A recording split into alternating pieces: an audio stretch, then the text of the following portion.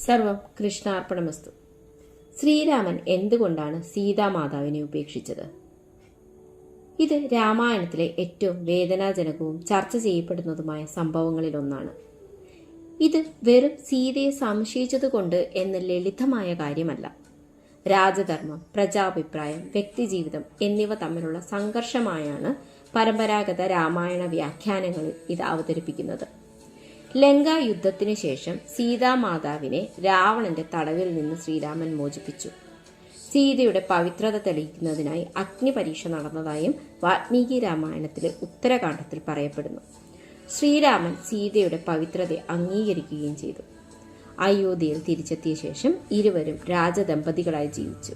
എന്നാൽ പിന്നീട് അയോധ്യയിലെ ചില പ്രജകൾ സീത രാവണന്റെ ലങ്കയിൽ കഴിഞ്ഞതിനെക്കുറിച്ച് സംശയവും അപവാദവും ഉന്നയിച്ചു. പ്രധാനമായും പറയപ്പെടുന്ന ഒരു സംഭവം, രാമൻ സീതയെ സ്വീകരിച്ചു, എന്നാൽ ഞാൻ അങ്ങനെ ചെയ്താൽ എന്റെ ഭാര്യയെ എങ്ങനെ സ്വീകരിക്കും എന്ന തരത്തിലുള്ള ഒരു അലക്കുകാരന്റെ പരാമർശം രാജാവായ ശ്രീരാമന്റെ ചെവിയിലെത്തി എന്നതാണ് വാൽമീകി രാമായണത്തിലെ കഥ. ശ്രീരാമന് സീതയുടെ പവിത്രതയിൽ വ്യക്തിപരമായ സംശയമുണ്ടായിരുന്നു എന്ന് പറഞ്ഞാൽ കഥയുടെ സങ്കീർണത നഷ്ടപ്പെടും. അദ്ദേഹത്തിന്റെ മുന്നിൽ രണ്ട് കാര്യങ്ങളായിരുന്നു: ഭർത്താവെന്ന നിലയിലുള്ള സ്നേഹം, രാജാവെന്ന നിലയിലെ ധർമ്മം. ശ്രീരാമൻ സീതയെ അത്യന്തം സ്നേഹിച്ചിരുന്നു.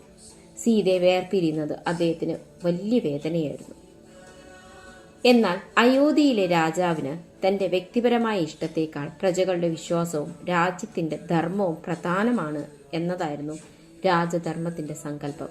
അതിനാൽ രാമന് സീതയെ വേണ്ടായിരുന്നോ എന്നതല്ല യഥാർത്ഥ ചോദ്യം, മറിച്ച് ഭർത്താവിന്റെ സ്നേഹത്തിനും രാജാവിന്റെ കടമയ്ക്കും ഇടയിൽ വന്നപ്പോൾ രാമൻ എന്താണ് തിരഞ്ഞെടുത്തത് എന്നതാണ് കൂടുതൽ പ്രസക്തമായ ചോദ്യം.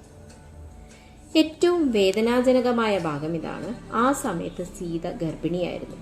ജനങ്ങളുടെ അപവാദം തുടർന്നാൽ രാജാവെന്ന നിലയിൽ തന്റെ ധർമ്മം ചോദ്യം ചെയ്യപ്പെടും എന്ന് കരുതി ശ്രീരാമൻ സീതയെ വാൽമീകി മഹർഷിയുടെ ആശ്രമത്തിന് സമീപമുള്ള വനപ്രദേശത്തേക്ക് അയക്കാൻ ലക്ഷ്മണനോട് ആവശ്യപ്പെട്ടു.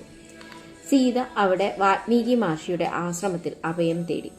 അവിടെ വെച്ചാണ് ലവനും കുശനും ജനിക്കുന്നത്. രാമൻ സീതയെ ഉപേക്ഷിച്ചെങ്കിലും പരമ്പരാഗത ആഖ്യാനത്തിൽ അദ്ദേഹത്തിന്റെ മനസ്സിൽ സീതയോടുള്ള സ്നേഹം അവസാനിച്ചിരുന്നില്ല എന്നാണ് കാണുന്നത്.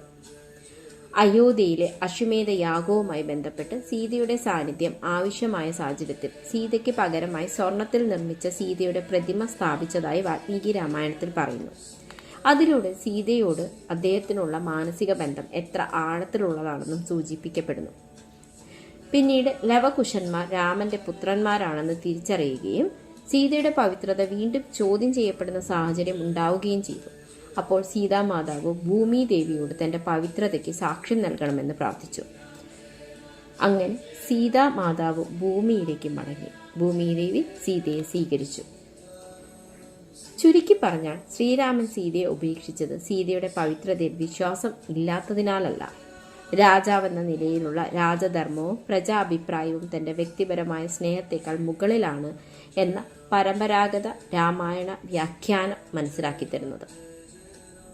എന്നാൽ ഈ സംഭവം ആധുനിക നീതിബോധത്തിന്റെ അടിസ്ഥാനത്തിൽ ചോദ്യം ചെയ്യപ്പെടുന്നത് സ്വാഭാവികമാണ്.